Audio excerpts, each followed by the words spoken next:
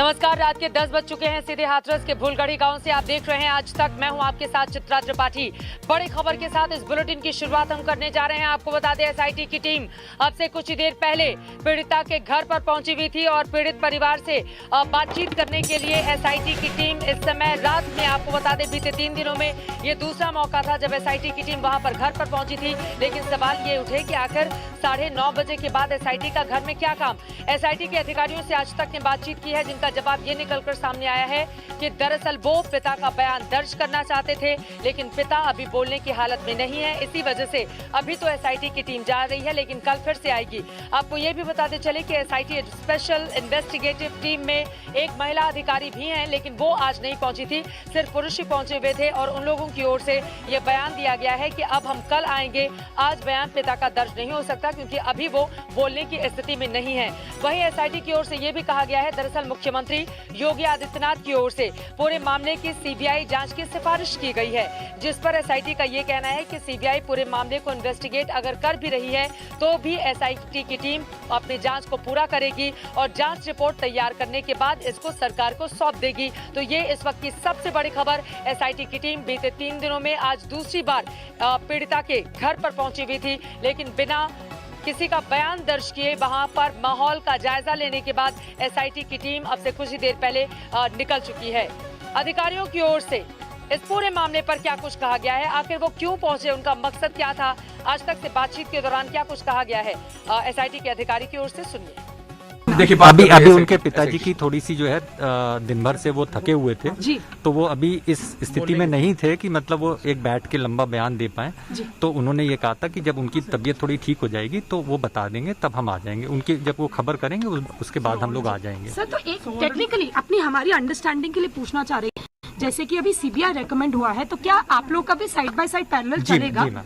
तो कंप्लीट होगा। Thank you. एक बार बता दीजिए, वेट करिए थोड़ा सा। क्या पूछताछ करने आ रहे हैं? अभी फैमिली मेंबर से कुछ और चीजें जो है वो उनके फादर के बयान रह गए थे, और भी अगर वो किसी का बयान कराना चाहते हैं या कोई और बात बताना चाहते हैं तो ये हम जानने आए हैं। अच्छा, वो जानने आए हैं। सर जो प्राइमरी आपकी रिपोर्ट आई थी, एसआईटी की प्राइमरी इन्वेस्टिगेशन के बाद कुछ लोगों को सस्पेंड किया गया था, क्या उसके आगे की कोई जांच आगे बढ़ी, कोई नेक्स्ट रिपोर्ट या उसके नेक्स्ट कोर्स ऑफ एक्शन कुछ आप लोगों का अभी तक सामने आया है? मैम, हम लोग जो है अपनी कार्रवाई जो है कर रहे हैं और समय से जो है गवर्नमेंट को रिपोर्ट दे देंगे। एसआईटी के अधिकारियों को आप सुन रहे थे, समय पर अपनी रिपोर्ट सौंपनी है। 7 दिनों के भीतर जांच पूरी करने के बाद उसके लिए तफ्तीश करने आए थे, पिता का बयान दर्ज करने, लेकिन उनका कहना है कि बयान लेने में काफी वक्त लग जाता, इस वजह से अभी तो वो जा रहे हैं। लेकिन एसआईटी के अधिकारियों से यकीनन ये पूछा जाना चाहिए कि रात के 9:30 बजे के बाद अगर आप वास्तव में गंभीरता से बयान दर्ज कराना चाहते थे तो आज पूरा का पूरा दिन खाली था, आखिर आप यहाँ पर क्यों नहीं पहुंचे। फिलहाल एसआईटी के पास अभी आगे के 4 दिन और हैं, 7 दिनों के भीतर उसको अपनी जांच रिपोर्ट तैयार करके सरकार को सौंपनी है और उसके बाद मामला आगे कैसे बढ़ेगा। सीबीआई जांच की सिफारिश की गई है, इसकी एक प्रक्रिया है, केंद्र की ओर से आदेश दिए जाएंगे, फिर सीबीआई जांच भी शुरू होगी। हालांकि परिवार बार बार न्यायिक जांच की मांग कर रहा है, लेकिन इन सब के बीच एक तरफ दर्द का दरिया है, क्योंकि एक परिवार ने अपनी 19 साल की बेटी खो दी है। उनके आंसू सूख चुके हैं, लेकिन दिल का जो जख्म है वो लगातार हरा है। इन सब के बीच पूरे मामले में सियासत भी जोरों पर है। आज कांग्रेस के पूर्व अध्यक्ष राहुल गांधी अपनी बहन प्रियंका गांधी के साथ यहां पर पहुंचते हैं। हालांकि जब वो दिल्ली से चले थे तो रास्ते में उनके कार्यकर्ताओं के साथ पुलिस वालों की झड़प भी हुई, लाठीचार्ज की भी तस्वीरें निकलकर सामने आई। लेकिन आखिरकार 5 सदस्यीय डेलीगेशन यहां इस गांव में पहुंचने में कामयाब रहा और 1 घंटे तक पीड़ित परिवार से राहुल प्रियंका ने की मुलाकात और उसके बाद उनके दर्द को साझा किया है। आज पूरे दिन का क्या रहा है घटनाक्रम और परिवार कैसे दर्द में है और चाहता है इंसाफ, उसको बताती ये रिपोर्ट देखिए।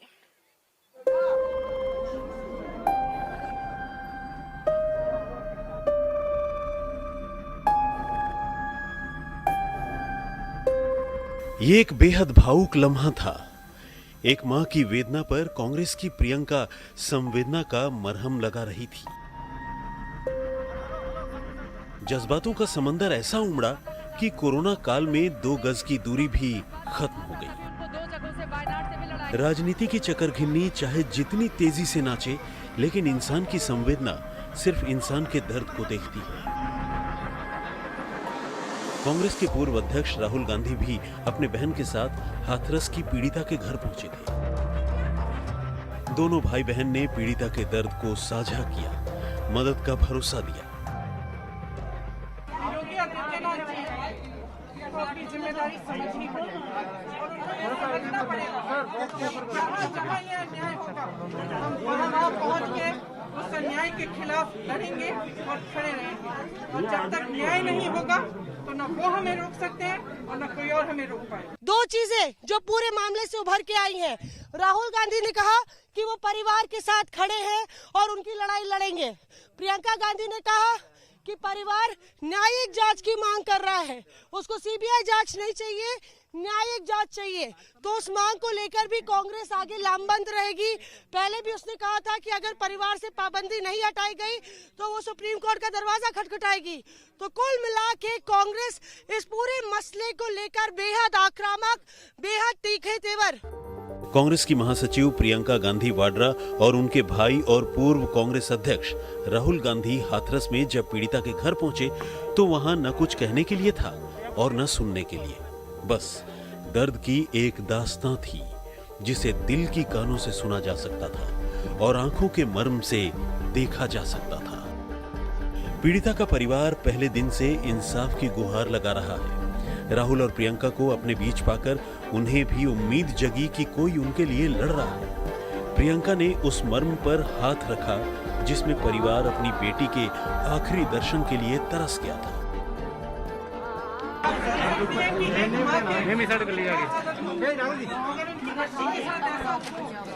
और उसके बाद अपनी बच्ची का चेहरा भी नहीं देख पाए, उसे घर भी नहीं। राहुल और प्रियंका गुरुवार को ही हाथरस जाना चाहते थे, लेकिन तब जाने नहीं दिया गया। आज गए तो इंसाफ की लड़ाई को आखिरी मुकाम तक ले जाने का वादा पीड़ित परिवार से कराए।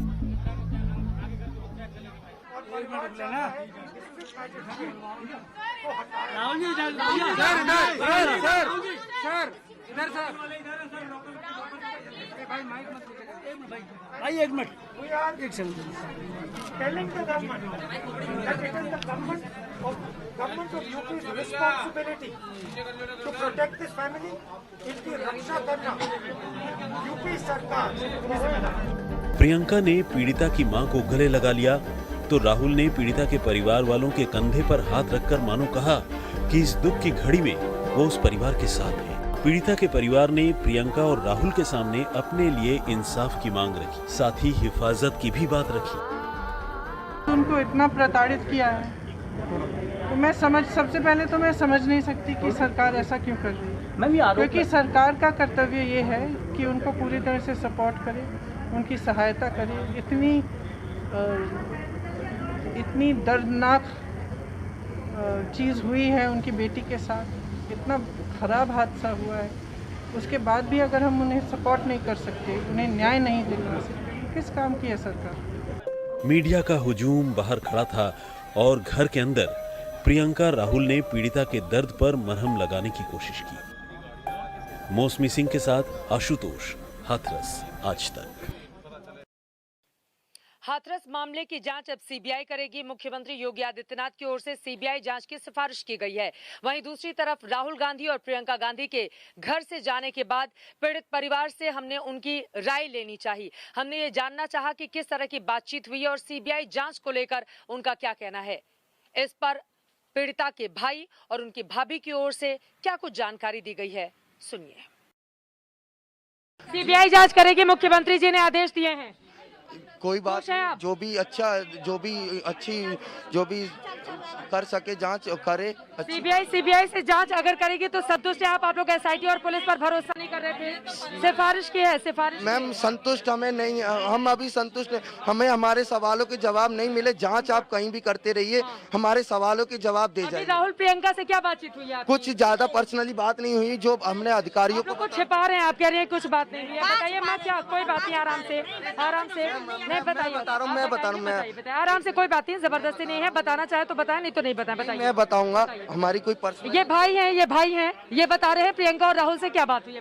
हमारी कोई पर्सनल बात नहीं हुई, उन्होंने सिर्फ हमें सुना, हमें समझा। वो यही उन्होंने जो हमारी प्रॉब्लम्स थी, जो हम आपको उस दिन से बताते हुए आ रहे हैं, जो हम पे बीती है, हमने सिर्फ उनके सामने यही सब रखा है। उन लोगों ने क्या कहा आपसे? उन लोगों ने भी यही बोला, आश्वासन दिया कि हम आपकी भी सहायता करें, कभी ज़रूरत हो तो बताना, कोई भी हेल्प चाहिए हो तो बताना। इन सब बातों में यही सब बातें हुई हैं। और मुख्यमंत्री ने जो सीबीआई जांच की सिफारिश की है, कि आप लोगों की ओर से मांग की गई थी सीबीआई जांच की? सीबीआई, एक मिनट, सीबीआई की जांच भी अच्छी है मैम, मगर हम जो चाह रहे थे कि सुप्रीम कोर्ट के जज के द्वारा हो तो अच्छा होता। तो अभी आप लोगों की ये मांग रहेगी, आप सीबीआई को पूरे मामले को इन्वेस्टिगेट करने देंगे? सिफारिश की गई है मैम, जो भी इन्वेस्टिगेट करे अच्छे से करे, जो भी है एक एक पहलू निकाल के करे। हमारी जो हमारे 3 सवाल हैं। मतलब आप लोग खुश हैं ना? खुश हैं कि नहीं है? मैम हम खुश जब ही होंगे जब हमारे सवालों के जवाब देंगे ये लोग। मैम ऐसे कैसे? यही कि हमारी बिना मर्जी के बॉडी वहाँ से क्यों निकाल के लाए। दूसरी बात, जो बॉडी लाए तो उसे दिखा तो देते, एक बार चेहरा तो दिखा देते। जलाया क्यों? पेट्रोल से ही क्यों जलाया? उन्हें इतनी बुरी तरह से अंतिम संस्कार किया है उनका। आज दिन तक दिल में जो बात बैठी हुई है वो बहुत ज़्यादा चुभती है कि ऐसा क्यों हुआ उनके साथ। और जो हमारे साथ बदसलूकी की है डीएम जी ने, ऐसा क्यों कि मतलब हमने कौन सा जुर्म किया है जो हमारे साथ इतनी ज़्यादा बदतमीजी हो रही है, हमेशा इतनी ज़्यादा जो बदसलूकी हो रही है हमारे साथ ही क्यों? डीएम को लेकर भी आपकी प्रियंका राहुल से बात हुई है? राहुल गांधी बाहर आए, उन्होंने कहा कि हाथरस के डीएम को हटाया जाए, ऐसे आप लोगों की जी डिमांड है। जी जी हमारी आप लोगों से भी बोला था हमने कि डीएम को हटाया जाए। ये ज़्यादा कुछ बदसलूकी कर गए थे उस टाइम पे, तो हम इस प्रियंका गांधी भी चुप कर आती हुई नजर आ रही थी। माँ से उन्होंने बातचीत की, माँ को माँ के कंधे पर हाथ रखा था, प्रियंका गांधी ने गले लगाया। जरा अंदर अंदर क्या हुआ बताइए आप। मैम, माँ जी भी रो रही थी तो ऑब्वियसली सभी चुप कराएंगे। आपके सामने रोएंगी तो आप भी सीने से लगा के चुप कराएंगे। प्रियंका गांधी को देखकर वो रो रही थी, मतलब वो रोने भावुक हो गई थी अपनी बेटी को याद करके। उन्होंने उनसे पूछ रहे थे कि क्या हुआ क्या नहीं, तो इन सब के बारे में बताते बताते वो रोने लगी। पापा जी भी रोने लगे। वही सारी जानकारी जो हम ओपनली, हमें मीडिया का सपोर्ट चाहिए, हमने हमेशा से बताया हम मीडिया के साथ हैं। मीडिया ने ही हमारा केस जो आगे तक बढ़ाया है, तो मैं सब खुल्ला बता रहा हूँ। और उनके द्वारा थोड़ी आर्थिक सहायता का एक चेक था वो दिया है। क्या दिया है? आर्थिक सहायता का चेक क्या है? चेक मैम हमने खोल के नहीं देखा, जो भी उनसे बना उन्होंने दे दिया। प्रियंका और राहुल की ओर से आपको एक चेक दिया गया है जिसमें आर्थिक सहायता है जी। उसमें कितना अमाउंट है ये नहीं पता है? जी नहीं, आप भी हमें देंगी, वो भी हमें मंजूर है। जो सीएम योगी आदित्यनाथ जी के द्वारा दिया गया वो भी हमारे अकाउंट में ही है, ना कि हमसे दूर है, वो हमारे ही अकाउंट में है। कभी हमें ज़रूरत पड़ेगी तो हम उसे इस्तेमाल कर सकते हैं ना मैम। तो वही सब बता रहा हूँ, जो भी हमारी सहायता। आपके परिवार से कुल कितने लोग मौजूद थे अंदर कमरे में? क्योंकि कमरा बंद था, बंद कमरे में बातचीत हो रही थी, तो अंदर की बताइए कुल कितने लोग, कौन कौन था उस समय वहाँ पर? सभी थे, मम्मी पापा भैया भाभी, जो भी सब थे वहाँ पे, दीदी बुआ दादी जी सब थे। वही हम अपनी बात जो थी अंदर की सब उन्हें बताया, जैसे आप लोगों के साथ शेयर कर रहे हैं वैसे ही उनके साथ शेयर किया। कोई पर्सनली ऐसी कोई बात नहीं है जिससे उन पे वो हम पे दबाव बनाएं या किसी और पे दबाव अब वो बनाएं। लोग निकल चुके हैं। आखिरी सवाल मैं जल्दी से कर लेती हूँ। सीबीआई जांच की सिफारिश मुख्यमंत्री की ओर से की गई है, अब सीबीआई पूरे मामले की तफ्तीश करेगी, जी। तो आपको लग रहा है सच निकलकर सामने आएगा? अब जो भी जांच होगी, मैं तो चाहता हूँ हमारी जो मांग थी सुप्रीम कोर्ट के जो जज की निगरानी में होती है उससे होनी चाहिए थी। तो ये परिवार के लोग अंदर लेकर जा रहे हैं। भाभी आप तो आ जाइए, आप तो आ जाइए। क्या बातचीत हुई? आप बड़ा भावुक भी हो रही थी, आप रोने भी लगी थी अंदर जब प्रियंका गांधी से मुलाकात चल रही थी। अरे ऐसा कुछ नहीं है, मैं थोड़ी देर के लिए गई थी, मेरी उनसे कुछ बात नहीं हुई। क्या आश्वासन क्या मिला है उनकी ओर से? और सीबीआई जांच करेगी, सिफारिश की गई है, सिफारिश नहीं, मुख्यमंत्री हम लोगों ने घर से कुछ भी नहीं बोला है, वो अपनी तरफ से करा रहे हैं, सब कुछ अपनी तरफ से होगा उनके। मुख्यमंत्री ने तो इसके लिए सिफारिश कर दी है। सिफारिश करी होगी, मगर हमारे घर वालों की ये इन सब चीजों की भैया ये भाई हैं, आप बताइए। हमने बोला कि सुप्रीम कोर्ट से फास्ट ट्रैक वो मंजूर है। हाँ, अच्छा, सुप्रीम कोर्ट से ही आप लोग मांग कर रहे हैं कि वहीं से जांच नहीं चाहिए। नहीं हुआ, ऐसा कुछ भी नहीं हुआ। कुछ भी नहीं हुआ? नहीं, वो खाली बस मम्मी से पूछती रही है कि क्या हुआ कैसे, ये सब सुनती रही है वो। क्या शुरू से बात थी बताइए? वही बता रही थी कैसे कांड हुआ ये सब पूछती रहे, गले से लगा लिया, इससे ज्यादा मैंने कुछ भी नहीं है। सब उनकी ओर से क्या किया गया? प्रियंका और राहुल की ओर से क्या कहा गया? वो बस संतुष्टि दे रहे थे कि आप लोग घबराइए मत, हम लोग आपके साथ हैं। जो चेक दिया गया है उसमें कितने पैसे का नहीं अभी मैंने नहीं देखा है। अच्छा। और उन्होंने ऐसे बंद करके तो उनके यहाँ पे आने के बाद संतुष्ट हैं आप लोग? उन्होंने जो आश्वासन दिया, मतलब प्रियंका राहुल की ओर से। अब सब लोग हमारे दुख में शामिल हो रहे हैं तो हम लोग तो सबसे संतुष्ट हैं। मिलने वालों से हमें कोई वो नहीं है। जो भी हमसे मिलने आ रहा है, हमारी दुख परेशानी समझ रहा है, वो लोग सब हमारे लिए भगवान है। अधिकारियों ने भी आके आपसे मुलाकात की थी, दो लोग बैठे हुए थे, क्या बातचीत की आप लोगों ने? क्या कहा उनसे आप लोगों ने? उनसे खाली बस हमने अपनी प्रॉब्लम जो भी थी वो बताई है। तो उन लोगों ने क्या कहा कि हाँ आपके साथ खड़े हैं? हाँ हम जो भी मतलब उन लोगों की भी बातचीत से आप लोग संतुष्ट रही या नहीं थी? यही बोला है उन्होंने, जो अपराधी हैं हम उन्हें सजा दे के रहेंगे, वो छूटेंगे नहीं।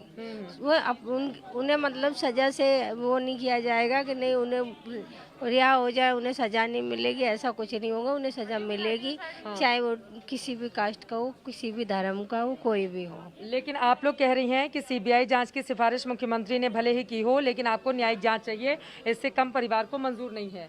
हाँ हमारे घर में मंजूर नहीं है सीबीआई जांच के लिए। हम लोग पहले से ही बोल रहे हैं, अभी भी बोल रहे हैं। ये ऊपर से वीडियो बना के डाली जा रही है मैम। इन सब चीज़ों के बारे में हमारे घर से कोई भी नहीं बोल रहा है। उनके भाई अच्छा एक चीज़ और बताइए, आप लोगों ने मतलब शव को जला दिया गया, पहले आप लोगों की ओर से कहा गया कि पता नहीं किसका है, फिर बाद में हड्डियाँ चुन के आप लोग लेकर आए, लेकिन आप लोग ये कह रहे हैं सुनने इनकी बात सुनिए, मैं इनकी बात हो जाए, बताइए, बोलिए। वो हकीकत में वो हमारी दीदी की बॉडी नहीं है, ये हम लोग मानते हैं, ठीक है। वो अस्थियाँ ले जरूर आए, जब तक हमारी दीदी को न्याय नहीं मिलेगा ना, ये पता नहीं चलेगा ये किसकी बॉडी थी, कैसी थी, तब तक वो जो आई है ना अस्थियाँ, वो ऐसी रखी रहेंगी, विसर्जन नहीं की जाएंगी। जब उस दिन का इंतजार करेंगे जब उन्हें न्याय मिलेगा, तब उनका सब कुछ किया जाएगा। अच्छा, आप लोग चेहरा नहीं देखी तो अभी भी भरोसा नहीं है कि वो किस अस्थियां हैं, लेकिन सिर्फ आप लोग एहतियाती लेते आई हैं। हाँ। और ये देखिए, परिवार के लिए भी यकीनन ये दुख भरी घड़ी है, क्योंकि सुबह से ही लगातार मीडिया कैमरे लगातार इनका पीछा कर रहे हैं। नेता भी इनसे मुलाकात करने के लिए बार बार आ रहे हैं, और परिवार में परेशानी की स्थिति भी है, क्योंकि बीते 18-19 दिनों से दिन रात ये परिवार जगा हुआ है, बिना कुछ खाए बिना पिए अपनी बात यहाँ पर रख रहा है। लेकिन न्याय के इंतजार में है कि कम से कम उनकी बातें हमारे कैमरे के जरिए जब देश तक पहुंचेंगी तो सरकार के ऊपर दबाव बनेगा और परिवार को न्याय मिलेगा। और उसी न्याय के इंतजार में ये पूरा का पूरा परिवार इस वक्त टकटकी लगाकर देख रहा है सरकार की ओर। लेकिन सीबीआई जांच की सिफारिश मुख्यमंत्री की ओर से की गई है, लेकिन उस सिफारिश से ऐसा लग रहा है परिवार संतुष्ट नहीं। खुद आप उन तमाम लोगों को सुन रहे थे, इनका ये कहना है कि हम चाहते हैं कि सुप्रीम कोर्ट के जजेस की निगरानी में पूरे मामले को इन्वेस्टिगेट किया जाए। न्यायिक जांच की बात ये पूरा परिवार कर रहा है, तो क्या अब आगे इस तरह की न्यायिक जांच होगी, ये भी अपने आप में बड़ा सवाल है, क्योंकि परिवार की जो डिमांड है वो हमने सामने रखी है। तो ये कुल मिलाकर आज की स्थिति देखने को मिली है यहाँ पर हाथरस से। राहुल गांधी और प्रियंका गांधी आज जब हाथरस आने के लिए डीएनडी पर थे, उसी दौरान कांग्रेसी कार्यकर्ताओं पर पुलिस ने लाठीचार्ज किया। पहले ये लग रहा था कि दोनों को यहां पर आने की इजाजत नहीं मिलेगी, क्योंकि लाभ लश्कर के साथ अपने कार्यकर्ताओं को लेकर आगे बढ़ते हुए ये तमाम नेता नजर आ रहे थे। लेकिन अचानक से ही खबर आती है कि 5 लोगों के डेलीगेशन को हाथरस जाने की इजाजत दे दी जाती है, और उसके बाद शाम को ये दोनों नेता यहां पर पहुंचते हैं और 1 घंटे का वक्त पीड़ित परिवार के साथ बिताते हैं।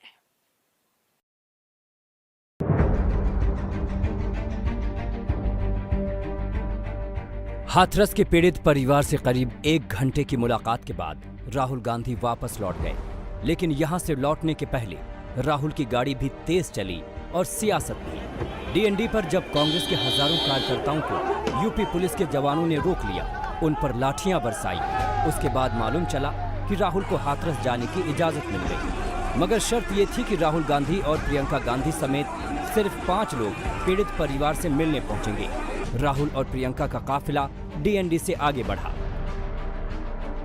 काफिला बढ़ता रहा और साथ में बढ़ती रही राजनीति को समझने वालों की धड़कनें कि आखिर राहुल और प्रियंका गांधी पीड़ित परिवार से मिलकर क्या कहेंगे, वो योगी सरकार के बारे में क्या कहेंगे। 2.5 घंटे से 3 घंटे के बीच राहुल और प्रियंका का काफिला हाथरस में प्रवेश कर गया।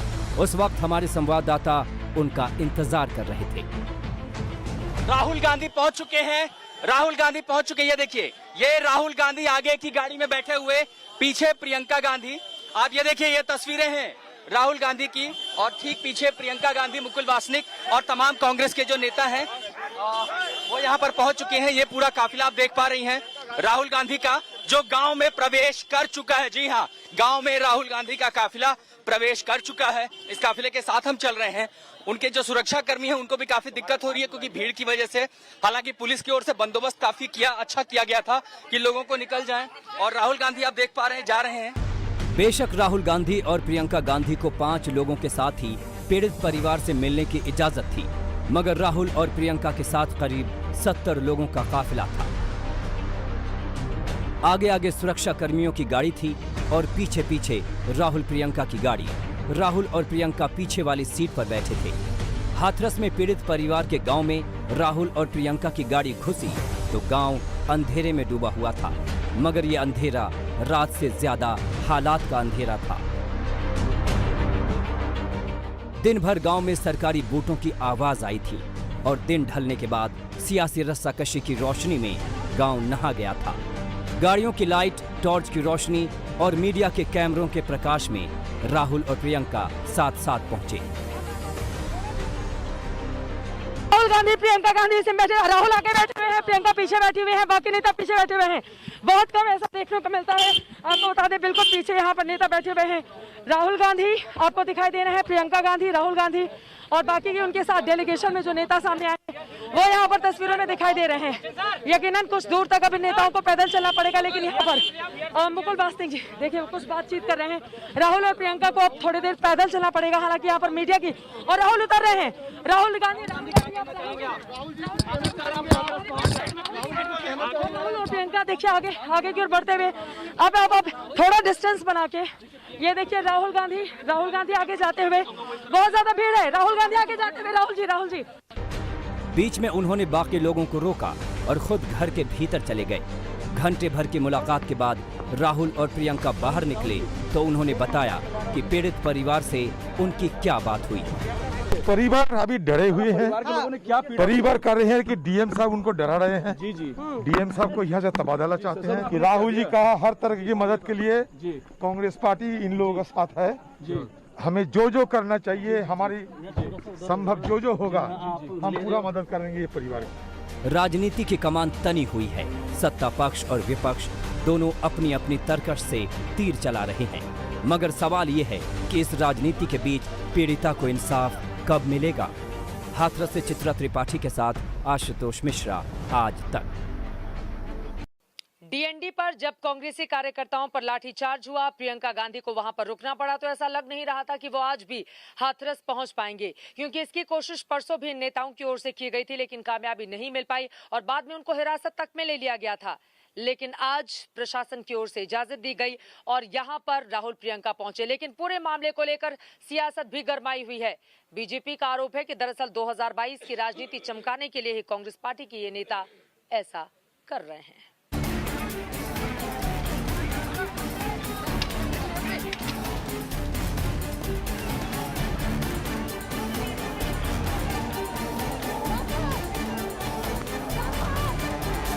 खाकीधारियों के सब्र का बांध टूटा तो खादीधारियों की हड्डियां टूटने लगी। डीएनडी पर कांग्रेस कार्यकर्ताओं की पीठ को यूपी की पुलिस ने लाठी से नाप दिया। भगदड़ मच गई।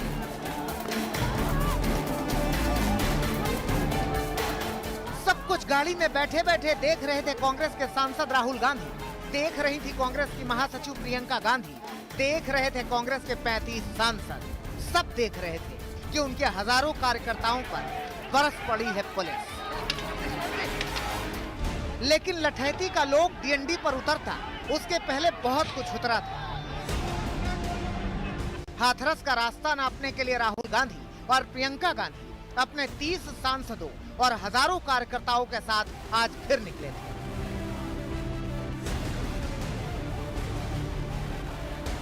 टोल नाके पर फौज सरीखी पुलिस रास्ता रोके खड़ी थी, तो दूसरी तरफ कांग्रेस कार्यकर्ता पैदल ही डीएनडी पर आगे बढ़ रहे थे।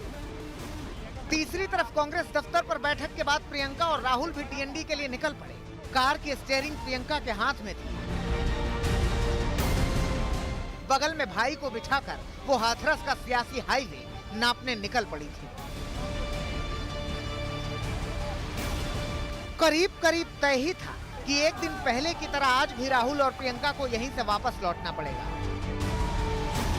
पुलिस और प्रशासन की तैयारी भी यही थी और राहुल प्रियंका ने भी सोचा होगा कि होना यही है। कार्यकर्ताओं के हुजूम और नारेबाजी के बीच राहुल और प्रियंका की गाड़ी को डीएनडी पर रोक दिया गया। डीएनडी पर मौजूद नोएडा पुलिस के अफसरों ने राहुल और प्रियंका को समझाने की कोशिश की कि वो आगे नहीं जा सकते क्योंकि उनके पास यही आदेश है। भाई और बहन इस वक्त मैं देख पा रही हूँ एक दूसरे से बात कर रहे हैं। अगर अनिल दिखा पाए आपको कैमरा पे वो तस्वीरें, एक दूसरे से बात कर रहे हैं। वो क्या डिसाइड करते हैं ये तो अभी हमें पता नहीं। पिछली बार आपको पता यमुना एक्सप्रेसवे पे पहुंचने के बाद इन्होंने चलने की कोशिश की थी। वो शायद यूपी पुलिस इस वक्त करने ना दे, इस बार करने ना दे, उनको चलने की इजाजत नहीं मिलेगी। पूरी तरह से हर तरह से घेर लिया है। राहुल गांधी के साथ जो पुलिस ऑफिसर है रणवीर सिंह इस वक्त बात कर रहे हैं। हमारे कैमरा पे वो विजुअल सामने दिखाने की कोशिश करेंगे। रणवीर सिंह इस वक्त राहुल गांधी से बात कर रहे हैं। नवजोत अगर आप देख पा रही है तो राहुल और प्रियंका गाड़ी से बाहर तो नहीं उतरे, लेकिन इसी बीच कुछ ऐसा हुआ कि उनकी गाड़ी को सियासी सड़क पर फर्राटा भरने का सिग्नल मिल गया। राहुल ने अपने फोन पर पुलिस अफसरों का कोई संदेश दिखाया और अभी तक लोहे की दीवार बनी पुलिस राहुल प्रियंका की गाड़ी के सामने से हटने लगी। जो भी जनप्रतिनिधि आना चाहेंगे, पांच लोगों तक आने की अनुमति होगी। 2 दिनों से जिद पर अड़ी योगी सरकार ने आखिरकार सियासी शिष्टाचार की मर्यादा को माना, समझा और राहुल प्रियंका के साथ 5 सांसदों को हाथरस जाने की इजाजत दे दी गई। शुक्रवार को क्यों रोका गया था और शनिवार को कौन से हालात बदल गए जो सरकार ने अपना फैसला बदल दिया, ये समझ से परे है। दिल्ली नोएडा को जोड़ने वाले इस अहम रास्ते पर करीब 6 घंटे तक मचे घमासान में सैकड़ों गाड़ियां फंस कर रह गईं। लोग न आगे जा सकते थे न पीछे। आम लोगों की तो छोड़िए, सियासत के शोर के आगे एम्बुलेंस के सायरन को भी कोई सुनने को तैयार नहीं। नोएडा से पौलमी साहा और मौसमी सिंह के साथ आज तक ब्यूरो। ऐसा नहीं है कि विरोध प्रदर्शन की तस्वीरें सिर्फ डीएनडी पर ही देखी गई। देश के अलग अलग हिस्सों में हाथरस की इस बिटिया को इंसाफ दिलाने के लिए लोगों ने विरोध प्रदर्शन किया। कई जगहों पर सरकार का पुतला फूंका गया। आपको ये भी बताते चले, पश्चिम बंगाल में तो खुद मुख्यमंत्री ममता बनर्जी ने मोर्चा संभाल लिया और यूपी सरकार की खुलकर मुखालफत की।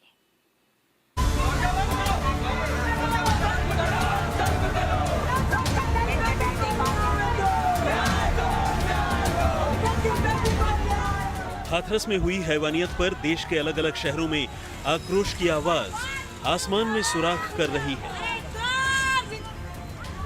कहीं तख्तियां लेकर नारेबाजी हो रही है, कहीं पुलिस से भिड़ गए हैं प्रदर्शनकारी। कोलकाता की तस्वीरें हैं ये। अपने लाव लश्कर के साथ योगी सरकार के खिलाफ ममता बनर्जी ने हल्ला बोला है। टीएमसी के कार्यकर्ता नेताओं के साथ खुद बंगाल की मुख्यमंत्री इस विरोध प्रदर्शन की अगुवाई कर रही थी। मैं आज हिंदुस्तान को हर कोने कोने सब आदमी को बताने चाहूंगी कि हमारा दिल आज यूपी का वो गांव में है, जो गांव में हमारा दलित बहन को अत्याचार करके खून करके उसको जला दिया है, उसको परिवार को देखने भी नहीं दिया है।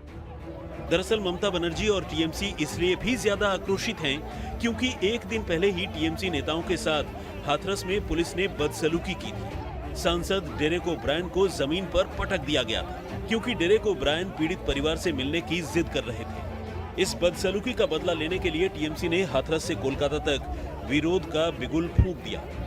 तृणमूल कांग्रेस सुप्रीमो ममता बनर्जी इस वक्त कोलकाता के रास्ते में तृणमूल का जो प्रोटेस्ट रैली है हाथरस रेप केस के खिलाफ, उसको इस वक्त लीड कर रही है। आप देख सकते हैं किस तरह से खुद रास्ते पे उतर के, और तृणमूल कांग्रेस का ये प्रोटेस्ट सिर्फ एक दिन बाद हो रहा है जब हाथरस में एक पार्टी का डेलीगेशन को भेजा गया था और उत्तर प्रदेश की पुलिस ने तृणमूल कांग्रेस के डेलीगेशन को हाथरस घुसने नहीं दिया था।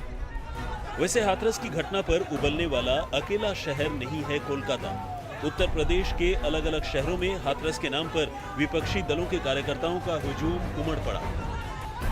प्रयागराज में तो अति ही हो गई। यहाँ समाजवादी पार्टी के कार्यकर्ता प्रदर्शन के लिए हाजिर हुए थे। वो योगी आदित्यनाथ का पुतला दहन करना चाहते थे, मगर ऐन समय पर बीजेपी वाले भी आ धमके। पहले दोनों दलों के कार्यकर्ताओं के बीच जवाबी नारेबाजी हुई, फिर धक्का मुक्की हुई और फिर मारपीट भी हुई। मजबूरन पुलिस को दखल देना पड़ा। खींच के प्रदर्शनकारियों को यहाँ से हटाना पड़ा, भगाना पड़ा। आज पुलिस प्रशासन वहाँ पे खड़ा हुआ है, आज सारे अधिकारी वहाँ पे लगे हुए हैं, जबकि हमारी बहन को अस्पताल के अंदर दवाई भी नहीं मिली, ट्रीटमेंट नहीं मिला ढंग से। निर्भया कांड में फांसी दी गई थी, ऐसे ही इस कांड में उन्हें चारों को फांसी दी जाए और उनके जो पैरोकारी कर रहा है उनके भी फांसी जल्दी से जल्दी दी जाए। मेरठ में तो प्रदर्शनकारियों और पुलिस के बीच गजब की खींचतान हुई। हुआ यूं कि प्रदर्शनकारी यहाँ योगी का पुतला फूंकना चाहते थे और पुलिस ने ठान लिया था कि वो पुतला नहीं फूंकने देगी, तो आपस में लंबी खींचतान चलती रही।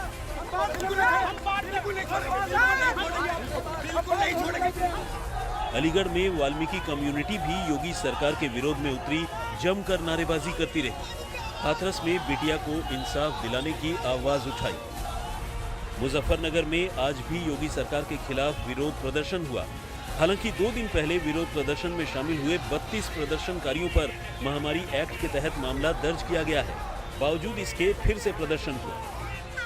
भुवनेश्वर तक हाथरस की बेटी को इंसाफ दिलाने की मांग करने वाले लोग सड़क पर हैं। तो कुल मिलाकर ये मान लीजिए कि देश चाहता है कि हाथरस की बेटी को इंसाफ मिले। लोग चाहते हैं कि इस देश में बेटियां सुरक्षित रहें। आज तक ब्यूरो। हाथरस में बिटिया का परिवार इस दर्द के साथ जी रहा है कि आखिरी वक्त में वो अपनी बेटी का चेहरा तक देख पाने से महरूम रहे। इसी दर्द के साथ लगातार वो अपनी दिल की बातें सबको बता भी रहे हैं और इसी दर्द को साझा करने के लिए आज यूपी सरकार के 2 आला अधिकारी भी यहां पर पहुंचे हुए थे। अवनीश अवस्थी और उत्तर प्रदेश के डीजीपी अवस्थी के सामने परिवार की ओर से अपनी बातें रखी गई और प्रशासन की ओर से यानी कि इन दोनों अधिकारियों ने पूरा भरोसा दिया कि आपके साथ अन्याय नहीं होगा, पूरे मामले की निष्पक्ष जांच की जाएगी।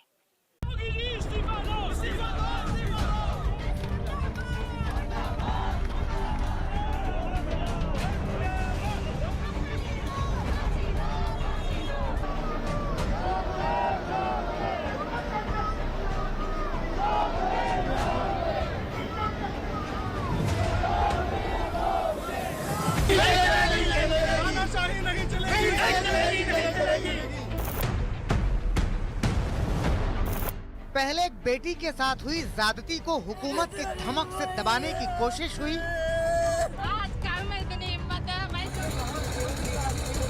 फिर परिवार वालों की गुहार को चित्कार में बदल दिया गया।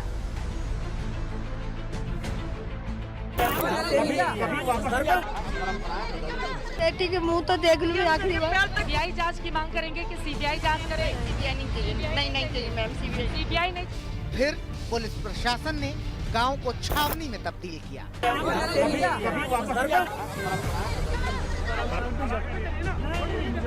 फिर भी इंसाफ की आवाज दबाए नहीं दबी तो प्रशासन मान मनोहार की मुद्रा में आ गया।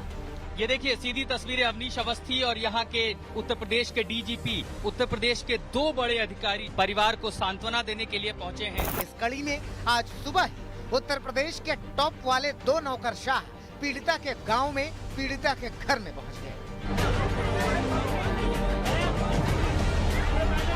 राज्य के गृह विभाग में अतिरिक्त मुख्य सचिव अवनीश अवस्थी और राज्य के डीजीपी HC अवस्थी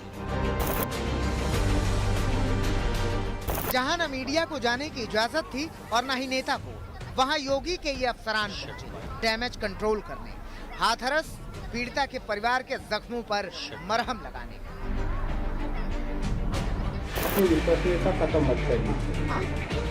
ये तस्वीर तो आप भूले नहीं होंगे, 2 दिन पहले की है, जब हाथरस के डीएम साहब ने पीड़िता के पिता को बड़े प्रेम से धमकाया था और मीडिया के चक्कर में मत पड़ो कहा था। आप अपनी विश्वसनीयता खत्म मत करिए। तो मीडिया वाले मैं आपको बता दूं, आज अभी आधे चले गए, कल सुबह तक आधे और निकल जाएंगे, 2-4 बचेंगे कल रात, तो हम ही आपके साथ खड़े। तब जनाब कुर्सी पर बैठे थे, लेकिन जब लगा कि हालात बिगड़ रहे हैं तो उनके बड़े वाले बाबू लखनऊ से आए तो तो पीड़िता के घर वालों के साथ जमीन पर बैठ गए। लोकतंत्र में जब लोक की आवाज हुंकार में बदलती है तो तंत्र ऐसे ही कुर्सी छोड़कर जमीन पर आ जाता है। साथ में डीजीपी एचसी अवस्थी भी थे। काफी देर तक दोनों आला अधिकारी जमीन पर बैठकर ही परिवार वालों से बात करते रहे। कुछ उनकी सुनी, कुछ अपनी बातें रखी। एसआईटी जो है अपना काम कर रही है। एसआईटी अब अपना काम लगातार करेगी।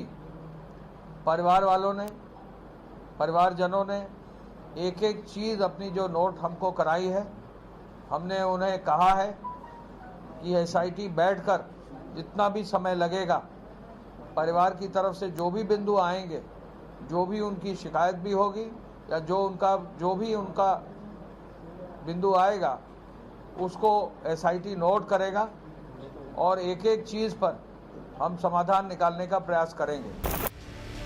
पुलिस वालों की बेरुखी पर सवाल उठे। कहा तो पुलिस वालों ने मीडिया वालों को पीड़िता के परिवार तक नहीं पहुंचने दिया था।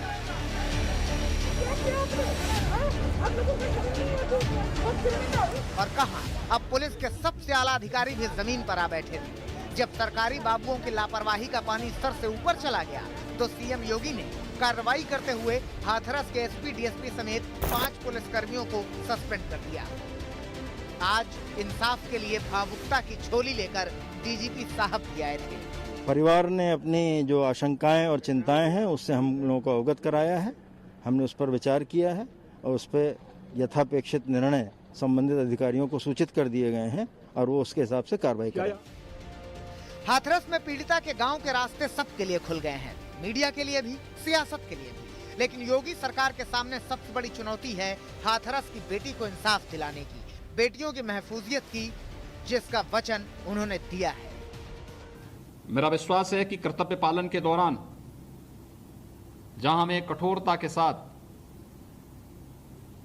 अपने कर्तव्यों के निर्वहन के लिए आगे आना होगा, वहीं साथ ही साथ आम जनमानस के साथ विनम्रता पूर्वक सामंजस्य करते हुए अनुशासन और सत्यनिष्ठा का भी उदाहरण प्रस्तुत करना होगा। चित्रा त्रिपाठी के साथ राजेश सिंघल, हाथरस, आज तक। उत्तर प्रदेश के मुख्यमंत्री योगी आदित्यनाथ की ओर से बार बार परिवार को भरोसा दिया जा रहा है कि पूरी तरह से निष्पक्ष जांच कर पीड़ित परिवार को इंसाफ दिलाया जाएगा। लेकिन इन सब के बीच वादी और प्रतिवादी के नार्को टेस्ट की बात भी सामने आ गई। लेकिन पीड़िता के परिवार वालों ने कह दिया है कि वो अपना नार्को टेस्ट नहीं करवाएंगे।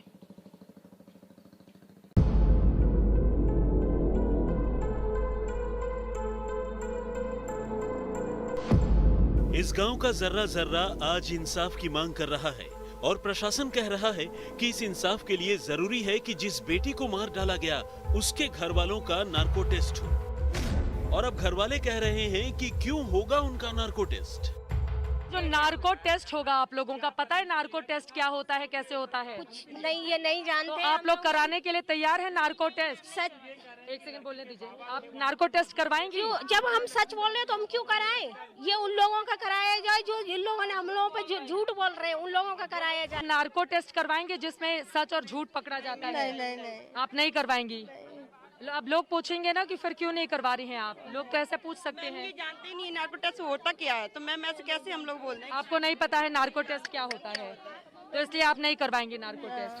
अभी डीएम पे कार्रवाई नहीं हुई है।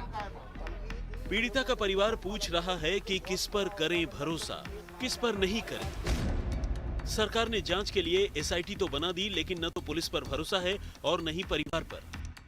सरकार ने तय किया है कि पुलिस को भी नार्को और पॉलीग्राफ टेस्ट से गुजरना होगा, लेकिन लगे हाथ परिवार को भी अपनी सच्चाई साबित करनी होगी।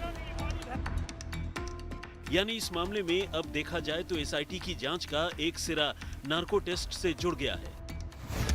हाथरस केस में यूपी सरकार का बड़ा फैसला, पुलिस और पीड़ित परिवार का होगा नार्को टेस्ट। पीड़ित परिवार के नार्को टेस्ट पर उठे सवाल।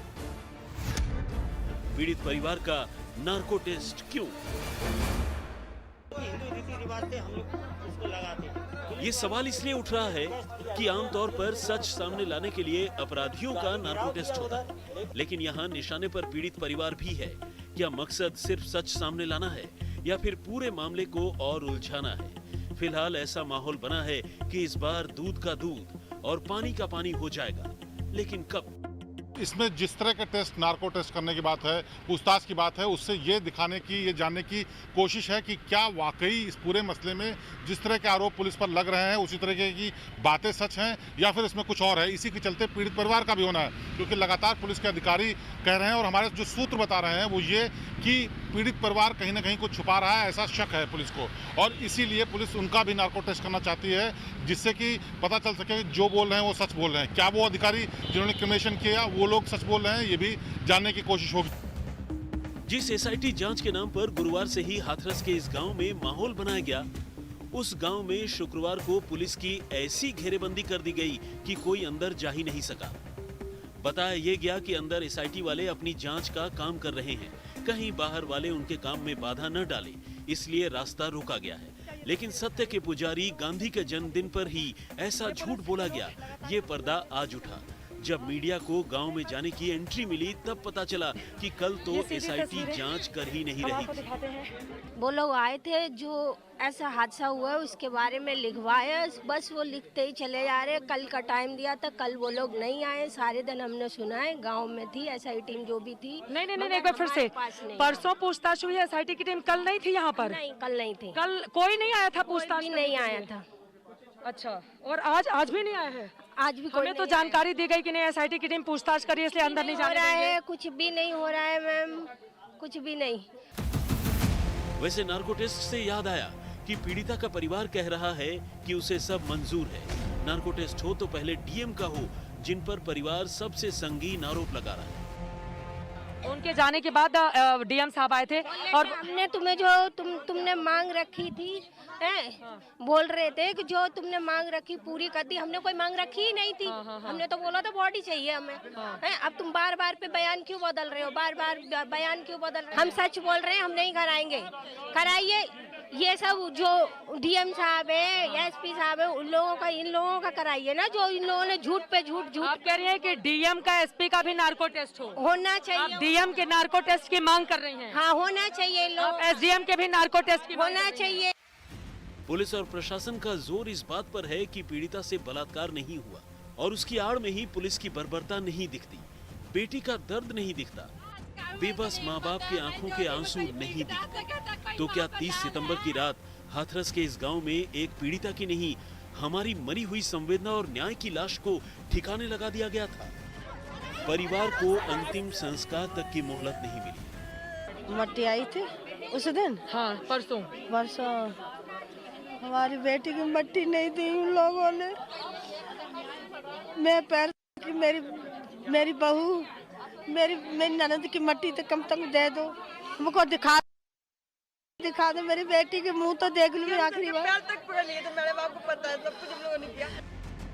हाथरस से चित्रा त्रिपाठी के साथ आज तक ब्यूरो। हाथरस में आधी रात की अंधेर गर्दी पर जब सवाल उठे, पूरे देश में इसके खिलाफ आवाज उठी, तो उसके बाद यहां पर कार्रवाई करते हुए सरकार की ओर से 5 अधिकारियों को निलंबित कर दिया गया। लेकिन पीड़ित परिवार बार बार हाथरस के डीएम को लेकर सवाल खड़े कर रहा है और ये कह रहा है कि डीएम को उनके पद से कब हटाया जाएगा।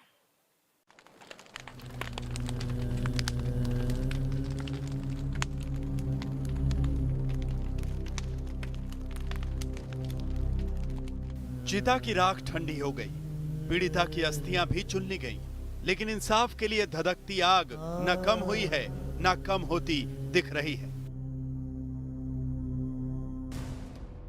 इसी का नतीजा है कि जिले के एसपी समेत 5 पुलिस अधिकारियों पर गाज गिर गई है। सबको सस्पेंड कर दिया गया है। लेकिन सवाल है कि धमकी देने वाले डीएम पर एक्शन कब होगा? वाले मैं आपको बता दूं, आज अभी आधे चले गए, कल सुबह तक आधे और निकल जाएंगे, 2-4 बजेंगे कल रात को, तो हम ही आपके साथ खड़े। कब होगी उस डीएम प्रवीण कुमार पर कार्रवाई जिसने रात के अंधेरे में एक बेटी के लिए इंसाफ में कील ठोक दी, जब उसके शव को जला दिया गया और घर वालों को देखने तक नहीं दिया गया? आप मुझे बता दीजिए क्या जल रहा है? आप इस बारे में डीएम साहब से पूछना आई है? डीएम साहब से आपकी बात हुई है? डीएम साहब से बात हुई है आपकी? डीएम साहब से बात हुई है आपकी? डीएम साहब से बात हुई है आपकी? डीएम साहब से बात हुई है आपकी? सर, ये क्या जल रहा है? डीएम साहब से बात हुई है आपकी? इसीलिए अब सबसे बड़ा सवाल है कि कब होगी कार्रवाई डीएम साहब पर, कब होगी कार्रवाई एसडीएम साहब पर, जो मीडिया को धमकाने को अपनी ड्यूटी समझते रहे। इतनी बदतमीजी हो सकती थी, ये सब इन्होंने की है ऑफ कैमरा। और जब मैंने वीडियो से रिकॉर्ड करने की कोशिश की तो इस अधिकारी ने मुझे धमकी दी है। अब बताइए साहब, कैमरे पे बताइए, पूरा देश भी सुने कि क्या मैं गलत खबर चला रही हूं? बोलिए आपकी मैं गलत खबर चला रही हूं? आप बोलिए कि मैं गलत, आप सिर्फ मुझे धमकी नहीं दे सकते ना, आप पूरे देश को बताइए कि मैं गलत खबर चला रही हूं। आप मुझे अकेले में तो यहाँ पर धमकी दे रहे थे, आपके तमाम पुलिस वालों ने मुझे घेर कर रखा हुआ था। अब आप बोलिए, पूरे देश को बताइए ना कि मैं गलत खबर चला रही हूँ यहाँ से। आप लोग कहते हैं ना कि आपका पक्ष नहीं लिया जाता, समय आपको मौका दे रही हूँ, बोलिए। और मुख्यमंत्री भी सुन रहे होंगे, देश के प्रधानमंत्री तक भी आपकी आवाज पहुंचेगी। आज तक ने लगातार इस खबर को प्रमुखता से दिखाया है। आज तक पीड़ित परिवार के हर एक पक्ष को देश के सामने रखता रहा। यही वजह रही कि आज तक की खबर के असर के बाद एक तरफ जहां पुलिसकर्मियों के खिलाफ कार्रवाई हुई, तो वहीं दूसरी तरफ आज मीडिया को भीतर जाने की इजाजत दी गई और तीसरी तरफ सीबीआई जांच की भी सिफारिश की गई है मुख्यमंत्री योगी आदित्यनाथ की ओर से। पूरे मामले में तफ्तीश आगे कैसे बढ़ती है, पीड़ित परिवार को न्याय के लिए सरकार की ओर से आगे क्या किया जाता है, इस खबर पर लगातार बनी रहेगी आज तक की नजर। हाथरस के भूलगढ़ी गांव से अभी के लिए बस इतना ही। देश और दुनिया की बाकी खबरों के लिए आप देखते रहिए आज तक। नमस्कार, मैं हूं अंजना ओम कश्यप। हमें उम्मीद है ये वीडियो आपको पसंद आया होगा। लेटेस्ट खबरों के लिए यूं ही देखते रहिए आज तक और इस वीडियो के पसंद आने पर लाइक, शेयर एंड सब्सक्राइब करना ना भूलें।